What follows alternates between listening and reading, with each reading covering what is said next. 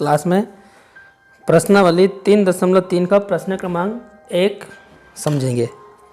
यहाँ पर हमें एक प्रश्न दिया गया है कि किस चतुर्थांश में या किस अक्ष पर बिंदु ऋण 2, 4, 3, ऋण 1, 0, 1, 2 और ऋण 3, ऋण 5 स्थित है। कार्तीय तल पर इनका निर्धारण करके अपने उत्तर का सत्यापन कीजिए।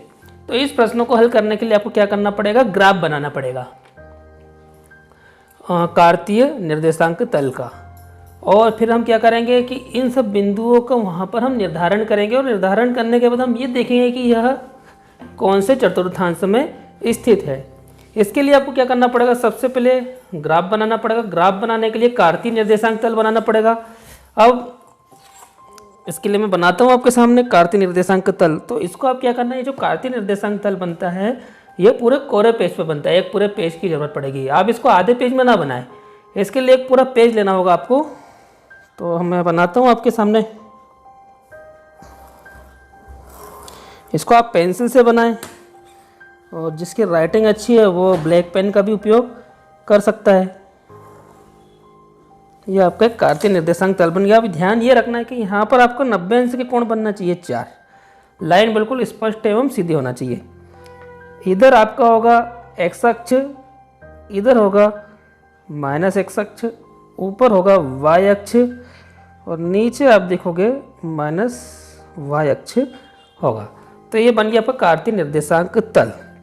अब इस पर आपको क्या करना पड़ेगा, इन बिंदुओं का आप देखिए, इन बिंदुओं में जो है सबसे बड़ा अंक कौन सा है। तो 2, 4, 3, ऋण 1, 0, 1, 2, ऋण 3, ऋण 5। तो आप देखिए कि यहाँ जो ऋण 5 है इसका चिन्ह मत देखिए, मतलब ये जो 5 है 5 अंक सबसे बड़ा है। तो अब आपको क्या करना पड़ेगा, ये इसका मूल बिंदु से आपको 5 अंकों तक आपको इसको लेना पड़ेगा स्केल से। तो आपको क्या करना पड़ेगा, इसमें पैमाना मानना पड़ेगा। तो हमने लिखा पैमाना। पैमाने में x अक्ष व y अक्ष पर 1 सेंटीमीटर बराबर 1 इकाई, ये आपको लिखना पड़ेगा पैमाना। अब आपको क्या करना पड़ेगा, अब आपके पास स्केल होगा। स्केल पर आपके कुछ बिंदु होंगे 1, 2, 3, 4, 5 आपको दिख रहा होगा यहाँ स्पष्ट रूप से। तो आपको क्या करना है, 5 सेंटीमीटर नाप के बनाना है। इसमें जो है मापन आपका बिल्कुल सही होना चाहिए। और मैं आपके सामने बना रहा हूँ 1, 2, 3, 4, 5। ठीक है, इसी प्रकार हम क्या करेंगे, चारों अक्षों पर ये बनाएंगे। तो यह हमने चारों पर 1-1 सेंटीमीटर का अंतर लेते हुए हमने 5 इकाई तक यह लाइनें खींची क्रॉस वाली। अब हम यहाँ पर गिनती लिख देंगे 1, 2, 3, 4, 5। अब देखिए इन सब में 1-1 सेंटीमीटर की दूरी है। ये दूरी बहुत ही सावधानी पूर्वक आपको निकालना है। अगर इस दूरी में आपने गलती कर दी तो प्रश्न गलत हो जाएगा आपका। इधर हो जाएगा 1, 2, 3, 4, 5। अब ऋण 1 अक्ष पे तो ऋण 1, ऋण 2, ऋण 3, ऋण 4, ऋण 5। y अक्ष पे ऋण के तो ऋण 1, ऋण 2 और ऋण 3, ऋण 4, ऋण 5। ठीक है, तो ये आपका एक कार्तीय निर्देशांक तल तैयार हो गया। अब हम क्या करेंगे, इन बिंदुओं का निर्धारण करेंगे। तो पहला जो बिंदु है आपका ऋण 2 और 4। तो ऋण 2 x अक्ष पर, तो ऋण 2 आपको ये नजर आ रहा है x अक्ष पर, और y अक्ष पर 4, तो 4 ये है। इन दोनों को हम क्या करेंगे, डैश करके इस तरह से हम मिला देंगे। ठीक है, यहाँ पर आ गया। ठीक है, तो ये जो बिंदु एक किससे मिलकर बना है, ये आपका बन गया है ऋण 2, 4 से मिलकर बना हुआ है। उसके बाद दूसरा है 3, ऋण 1, तो x अक्ष पर धनात्मक 3, तो 3 आपको ये नज़र आ रहा है, और ऋण 1 ये है। तो इन दोनों को भी आपने क्या किया, स्केल की सहायता से डैश करके ऐसा मिला दिया। तो यहाँ पर एक बिंदु प्राप्त हुआ। तो ये हो गया आपका 3 ऋण 1। तो आपका जो दूसरा बिंदु है ये भी इस ग्राफ पर बन गया। अब जो तीसरा है ऋण x 0, तो ऋण x अक्ष पे ये है 0, मतलब ये जो मूल बिंदु होता है शून्य कहलाता है। तो यहाँ पर आ जाएगा इस बिंदु को, मतलब ये y अक्ष पर स्थित है, तो ये हो जाएगा आपका ऋण 0। अगला बिंदु है 1 और 2 दोनों ही धनात्मक है, प्रथम चतुर्थांश में होगा, तो 1 x अक्ष पर यह है 1 और 2 y अक्ष पर, तो ये 2 और इसको हमने ये 1 से मिला दिया, तो ये हो जाएगा 1 2, ये वाला एक बिंदु हमको मिल गया, इसका स्थिति का निर्धारण हो गया। उसके बाद है ऋण 3 ऋण 5 दोनों ही ऋणात्मक है, तो ये हो जाएगा आपका तृतीय चतुर्थांश में, तो ऋण 3, तो ऋण 3 आपका यह है,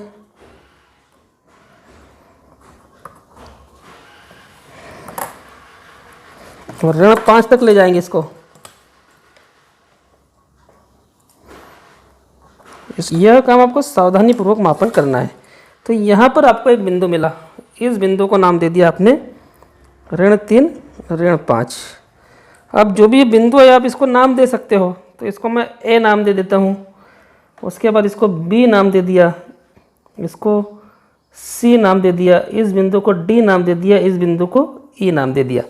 अब आपको इनका क्या करना है, उत्तर का सत्यापन करना है। तो इस उत्तर को हम लिखेंगे, क्या लिखेंगे, पहला जो ऋण 2 है 4, ऋण 2 4 कौन सा चतुर्थांश में है, तो आप देखोगे बिंदु ए आ रहा है, तो यह है आपका द्वितीय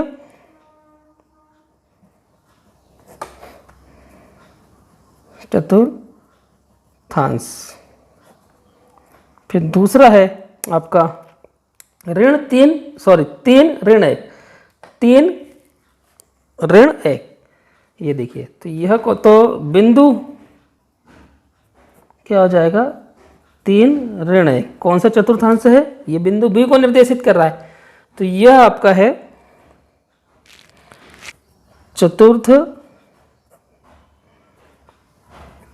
चतुर्थांश। फिर तीसरा आपका बिंदु दिया ऋण 1, बिंदु ऋण 1 0। अब ऋण 1 और 0, तो ये बिंदु सी को निर्देशित कर रहा है। अब क्योंकि अब इसका भी लोकेशन पूछा, तो ये जो आपका होगा ये क्या है, कौन से अक्ष पर स्थित है ये बिंदु, ये देखिए, तो इसमें आपको ध्यान रखना है, तो ये हो जाएगा एक्स अक्ष पर स्थित है। तीसरा जो है, तीसरा हो गया। अब चौथा बिंदु है आपका बिंदु 1 2। अब बिंदु 1 और 2 कहाँ पे आ रहा है, देखिए बिंदु डी को निर्देशित कर रहा है, यह कौन से चतुर्थांश में है, तो यह लिखा हमने प्रथम चतुर्थांश, है ना। अब पांचवा जो लिखेंगे अपन, पांचवा क्या है, ऋण 3 और ऋण 5, ऋण 3 ऋण 5, तो लिखा हमने बिंदु ऋण 3 ऋण 5, कौन सा चतुर्थांश है, जो बिंदु ई को निर्देशित कर रहा है, तो बिंदु ई, तो यह कौन सा चतुर्थांश हो गया आपका, तो यह आपका हो गया तृतीय चतुर्थांश। तो यह प्रश्न इस तरह से कंप्लीट होता है। अगर आपको यह प्रश्न नहीं समझ में आया तो इसको 2 से 3 बार देखें, और इसी तरह से इसको आपको कॉपी में भी हल करना होगा, परीक्षा में यह प्रश्न पूछा जाता है। तो इसे ठीक से समझे। तो आज की क्लास में हमारा इतना ही यह प्रश्न रहेगा।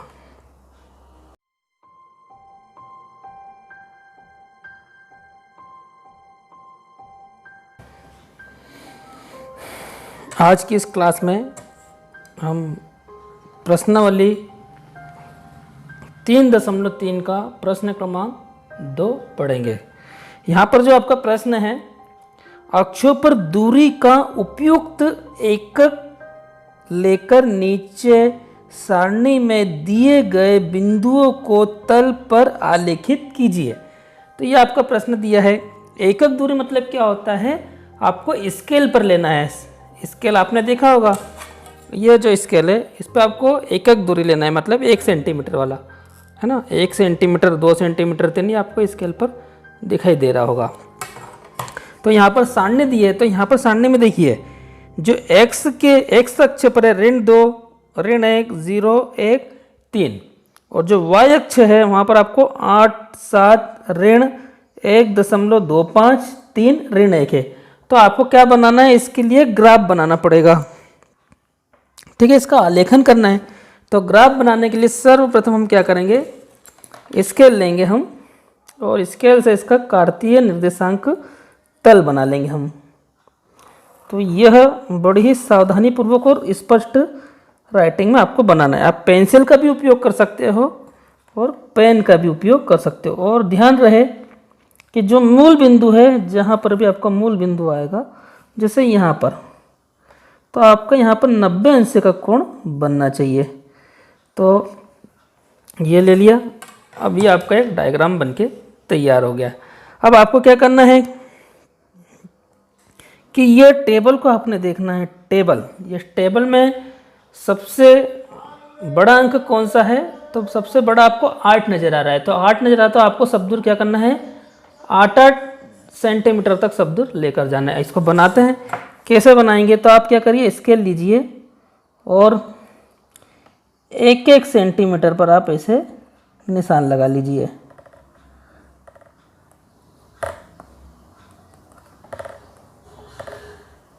ये एक्स अक्ष हो गया, तो एक्स अक्ष हो गया, ये वाई अक्ष हो गया, ये ऋण एक्स अक्ष हो गया, और नीचे आपका जो हो गया ऋण वाई अक्ष हो गया है। अब यहाँ पर लिख दिया मैंने 1 2 3 4 5 6 7 8। इसी प्रकार आप क्या करिए, चारों तरफ बनाइए। पर आपको ध्यान ये रखना है कि आपको क्या करना है, स्केल के माध्यम से जो है वो 1 सेंटीमीटर ही होना चाहिए। 1 सेंटीमीटर से का ही अंतर होना चाहिए। इस अंतर को आपको ध्यान रखना है।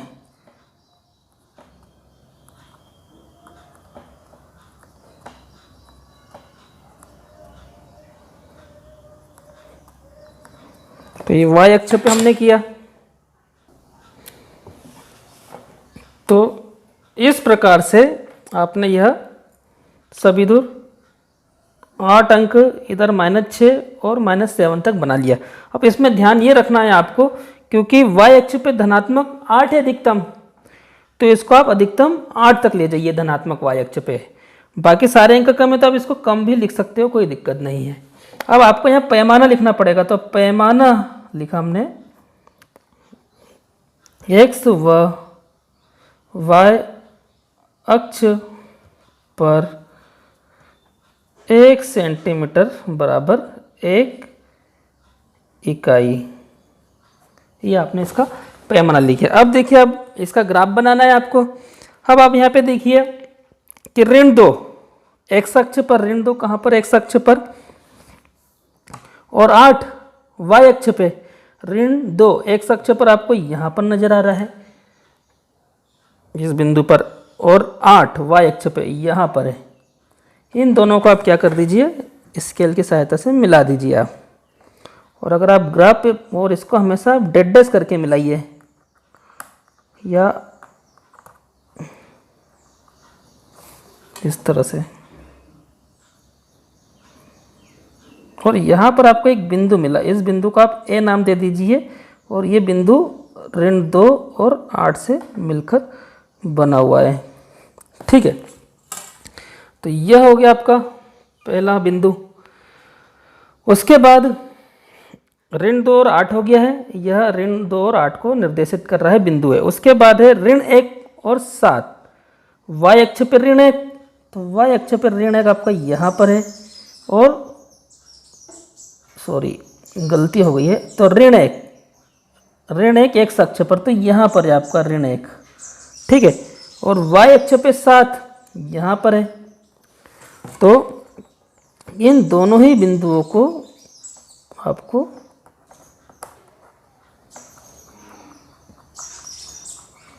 मिला देना है। ये 7 पर हमने मिलाया और यहाँ पर एक बिंदु प्राप्त हुआ, इस बिंदु को आप नाम दे दीजिए बी। अब ये जो बिंदु बी है किससे मिलके बना है, ऋण 1, तो यहाँ लिख दिया ऋण 1 और 7। इस तरह से ये आपका हो गया। फिर उसके बाद है 0, तो 0 तो x अक्ष पर सारे बिंदुओं पे रहता है और y का मान कितना है आपका, ऋण 1.25, तो ऋण 1.25, तो एक तो ये हो गया। अब 0.25 मतलब 1 से थोड़ा सा ज़्यादा, तो यहाँ पर एक बिंदु आ गया, इसको मैं डार्क कर रहा हूँ, इसको नाम दीजिए बिंदु C। तो बिंदु C के जो निर्देशांक हो जाएंगे 0 और ऋण 1.25, इस तरह से। फिर अगला है 1 और 3, x का मान 1 और y का मान 3, तो ये 3 हो गया और इनको मिला दिया आपने।